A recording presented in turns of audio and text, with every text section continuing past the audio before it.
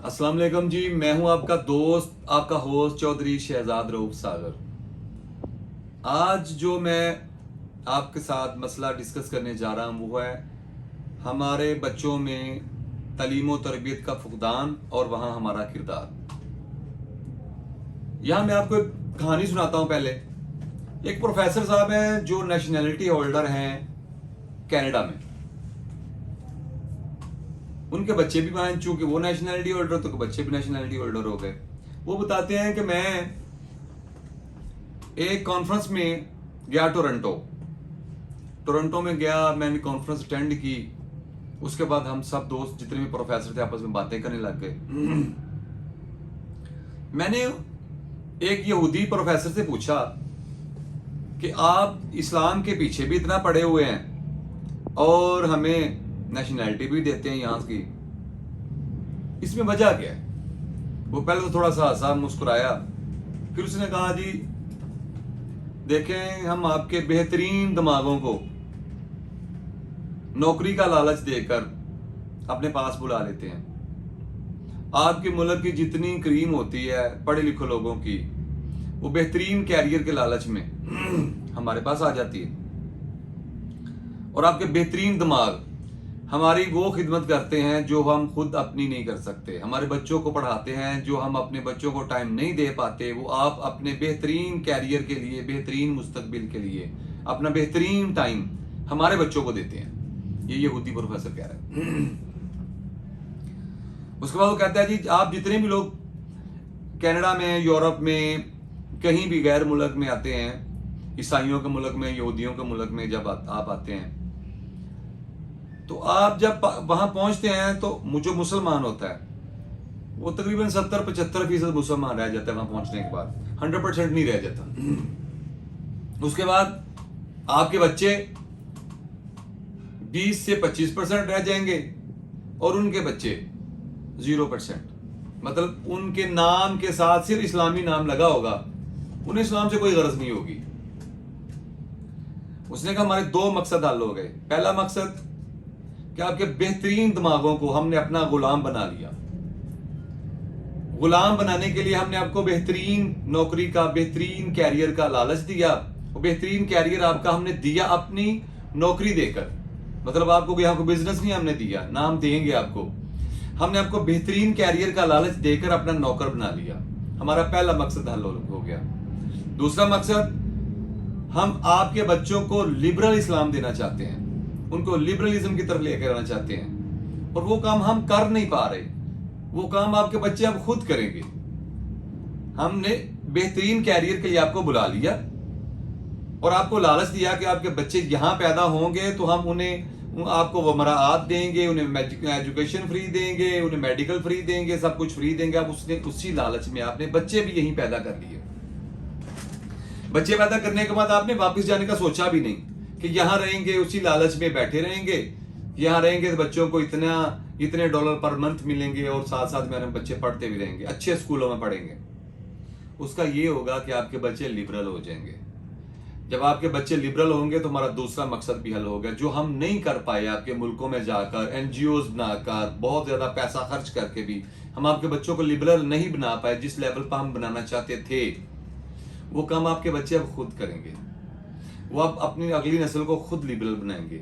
आप 70% रह गए, आपके बच्चे 20% रह जाएंगे और उनके बच्चे 0% इस्लाम पे रह जाएंगे। उनके नाम के साथ सिर्फ एक टैग लगा होगा इस्लाम का, इस्लामी नाम सिर्फ उन्हें मिल गया होगा, इस्लाम से उन्हें कोई गरज बिल्कुल भी नहीं होगी।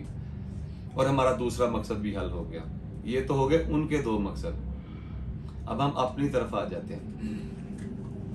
80-90 की दहाई में सरकारी स्कूलों में बच्चे को पढ़ाना बहुत अच्छा समझा जाता था और प्राइवेट स्कूल्स में पढ़ाना मुनासिब नहीं समझा जाता था। हम सब भाई सरकारी स्कूलों में पढ़े, कोई 90 की दहाई में, कोई 90 के थोड़ा सा बाद, मतलब 2000 से पहले हम सब पढ़ चुके थे। उसके बाद क्या हुआ? हवा बदली, दुनिया बदल गई। हमें बताया गया, हम मतलब सारी दुनिया की बात कर रहा हूं, आपकी, मेरी, जितने व्यूअर्स हैं मेरे, जितने मेरे अलकाबाब हैं, सबकी बात कर रहा हूं। हमें बताया गया कि सरकारी स्कूलों में पढ़ने वाले बच्चे जो हैं वो وہ اس لیول کے نہیں ہیں جو سرکاری اسکول میں پڑھتے ہیں. مطلب سرکاری اسکول پرائیویٹ اسکول میں جو پڑھتے ہیں, مطلب سرکاری اسکول کو نیچ کر دیا گیا, نیچا دکھا دیا گیا. اب کیا اس کا ہوا کہ ہر بچے کی خواہش ہوئی کہ میں پرائیویٹ اسکول میں جاؤں گا, سرکاری اسکول میں صحیح پڑھائی نہیں ہے, یہاں تو غریبوں کے بچے پڑھتے ہیں یا نیچ لوگ پڑھتے ہیں. وہ سب بچوں نے یہی سوچ لیا کہ ہم اب پرائیویٹ ہی پڑھیں گے. نقصان یہ ہوا کہ پرائیویٹ سکولز میں صرف ڈگریاں, یہ کاغذ تھما دیا جاتا ہے, تربیت کا فقدان ہے. یہ میں سب پرائیویٹ سکولز کو نہیں کہہ رہا, لیکن جو بڑے بڑے نام ہیں نا, ان کی ویڈیوز اتنی زیادہ وائرل ہو چکی ہیں. جیسے کہ ابھی میں نے کامسیٹ کی دیکھی, ابھی یو سی پی کی دیکھی, ابھی میں نے بیکن ہاؤس کی دیکھی. میں ان اسکولوں کے نام نہیں لینا چاہتا, لیکن چونکہ میرے دیکھنے والے مجھے کہیں گے یار آپ نے سارے اسکولوں کو دھر لیا, تو اب میری بات سے ایگری کریں گے کہ چند دن پہلے جو ایک ہمارے معاشرے کی بیٹی جو ڈانس کر رہی ہے کامسیٹ میں, اور سامنے والی لائن میں پتہ نہیں وہ پروفیسر صاحب بیٹھے ہیں یا ان کے کلاس فیلوز بیٹھے ہیں, کیونکہ پیچھے سے تصویر آ رہی تھی اس لیے مجھے کلیئر نہیں ہوا کہ وہ لڑکا ہے کہ مرد ہے کہ بڑی عمر کا, اور وہ کہہ کے لگا رہا ہے, اور وہ ایسے مطلب کہ ولگر ڈانس کر رہی ہے لڑکی, اتنی آزادی سے کر رہی ہے کہ جیسے اسے یہ برا نہیں لگ رہا. مطلب کہ اب جو مقصد انگریز اپنے ملک میں حاصل کرنا چاہ رہے تھے وہ ہمارے ملک میں بھی حاصل کر رہے ہیں. ہمارے پرائیویٹ سکولز میں, ہمارے پرائیویٹ کالجز میں, ہمارے پرائیویٹ یونیورسٹیز میں ہمیں یہ بتایا جا رہا ہے کہ یہ کام ٹھیک ہے, آپ تو آزاد ہیں. کس نے حق دیا کسی بندے کو کہ آپ پہ پردہ لاگو کرے, آپ پہ پابندیاں لاگو کرے, آپ کو چار دیواری کا پابند کرے؟ آپ تو آزاد ہیں. اور اس کا نقصان کیا ہوا, ابھی روز مرہ کی صورت میں کوئی نہ کوئی ویڈیو وائرل ہوتی ہے. یو سی پی تو مجھے لگتا ہے ویسے ٹک ٹاکر کا گھڑ بن چکا ہے, اور کامسیٹ یا دوسری تیسری جتنی ویڈیوز اپلوڈ ہو رہی ہیں, کیا یہ تعلیم ہے؟ کیا یہ تربیت ہے؟ کیا یہ اسلام ہے؟ کیا ہم مسلمان ہیں؟ یہ سارے سوالوں کے جواب دے گا کون؟ میں کہتا ہوں میرے بچے ٹھیک ہیں, یہ کوئی اور ہے. آپ کہتے ہیں آپ کے بچے ٹھیک ہیں, یہ کوئی اور. تو کن کے بچے یہ کر رہے ہیں؟ میرے بھی نہیں ہیں, آپ کے بھی نہیں ہیں, تو کن کے ہیں؟ آخر تو ہمارے معاشرے میں سے کسی کے بچے ہیں نا. تو نقصان کیا ہو رہا ہے؟ نقصان یہ ہو رہا ہے کہ ہم اپنے اصل سے ہٹ گئے ہیں. ایک تو میں یہ ہمیں 70 عوریں ملیں گی, یہ ہمیں دماغ میں بٹھا دیا گیا ہے. اسلام سب کچھ اینڈ پہ جا کے ہمیں ہی ملے گا, ہم اس پہ پکے ہو گئے ہیں. لیکن اسلام ہمیں صرف اتنا ہی چاہیے جو ہمارے مفادات کے آڑے نہ آئے. جتنا ہم چاہتے ہیں صرف اسلام ہمیں اتنا ملے.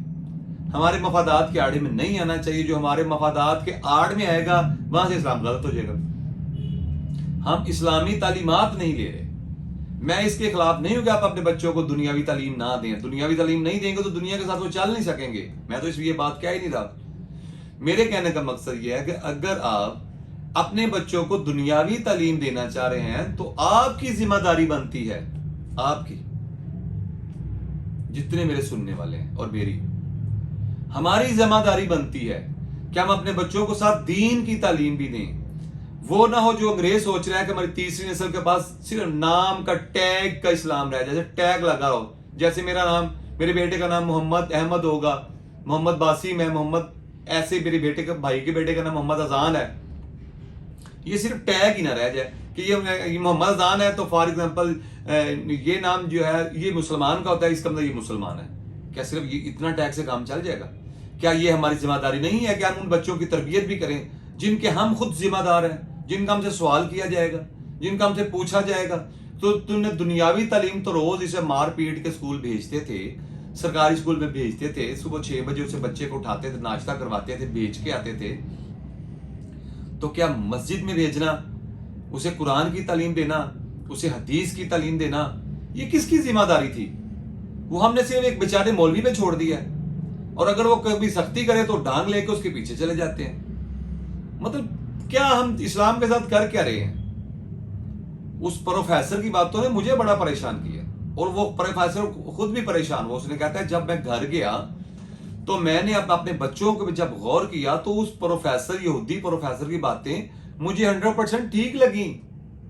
میرے بچوں کے پاس صرف نام کا اسلام رہ گیا تھا. صرف انہیں اتنا پتا تھا کہ ہمارے نبی کا نام حضرت محمد صلی اللہ علیہ وسلم ہے, اور ہو سکتا ہے کہ ان کے بچوں کو پاس اتنا ہی لمبی نہ ہو. کیا صرف ہمیں اتنا اسلام چاہیے؟ کیا حضور نے ساری زندگی جو کوشش کی کیا اس لیے کوشش کی تھی؟ کیا مسلمانوں نے تلواریں کھائیں، گردنیں کٹوائیں اس لیے کھائی تھی؟ اسلام وہیں تک نہیں تھا، اسلام نے قیامت تک رہنا ہے۔ اس لیے کوشش کریں کہ اپنے بچوں کو اگر آپ پرائیویٹ سکولز میں پڑھاتے ہیں تو ان پر نظر رکھیں، ان کی ترجیحات پر نظر رکھیں، ان کے کاموں پر نظر رکھیں، کیا وہ ہاتھوں سے نکل تو نہیں رہے؟ بچوں کو نہیں پتا وہ غلط کر رہے ہیں کہ صحیح کر رہے ہیں، ہم خود بھی بچے تھے، ہمیں بھی نہیں پتا تھا ٹھیک کر رہے ہیں غلط کر رہے ہیں۔ اب پتہ چلا بڑے ہوئے تو ہم پھر سوچتے ہیں کہ وہ بھی غلط تھا، وہ بھی غلط تھا، یہ بھی غلط تھا، وہ بھی غلط تھا، یہ ٹھیک تھا، وہ ٹھیک تھا، اب پتہ چل رہا ہے۔ تو اس لیے بچے تو بیچارے بچے ہیں، یہ کوشش آپ نے خود کرنی ہے کہ بچوں کو سدھارنا کیسے ہے، انہیں اسلام کے مطابق کیسے لانا ہے۔ جب آپ خود نماز پڑھو گے آپ کے بچے بھی پڑھیں گے، جب آپ خود کسی عالم دین کی بات سنو گے تو آپ کے بچے بھی سنیں گے، جب آپ خود گھر میں قرآن ترجمے سے پڑھو گے تو آپ کے بچے بھی پڑھیں گے۔ اب ہم یہ تو چاہتے ہیں کہ میرا بچہ 5 وقت کا نمازی ہو اور ہم خود سوئے رہتے ہیں۔ جب ہم خود کریں گے، تربیت اسی تو کہتے ہیں، ڈنڈا لے کے پیچھے بھاگنا، اسے کان پکڑوا دینا، اسے دھوپ میں کھڑا کر دیں، تربیت تھوڑی ہے۔ تربیت یہ ہے کہ جو ہم کریں گے وہ ہمارے بچے میں دیکھ کے کریں گے، یہی تربیت ہے۔ وہ خود ہی کرتے رہیں گے، اب نہیں کریں گے تو پیار سے سمجھائیں گے، وہ خود ہی کرنا شروع ہو جائیں گے۔ تو آج کی میری پوسٹ تھی کہ اپنے بچوں کو دین کی طرف راغب کریں۔ اس پروفیسر سے جو کینیڈا میں بیٹھ کے اپنے بچوں کو نیشنلٹی وہاں کی لے کے دے کے بھی پریشان ہے، وہ پریشانی کل کو آپ کو نہ آئے۔ آپ اپنے بچوں پر دھیان دیں، اسے جس مرضی اسکول میں بھیجیں، ان کی اسکروٹنی کریں، آپ کو پتہ چلے بچے کیا کر رہے ہیں۔ انشاءاللہ کل ایک نئے موضوع کے ساتھ پھر آپ کے ساتھ حاضر ہوں گا۔ اجازت چاہتا ہوں، اللہ حافظ۔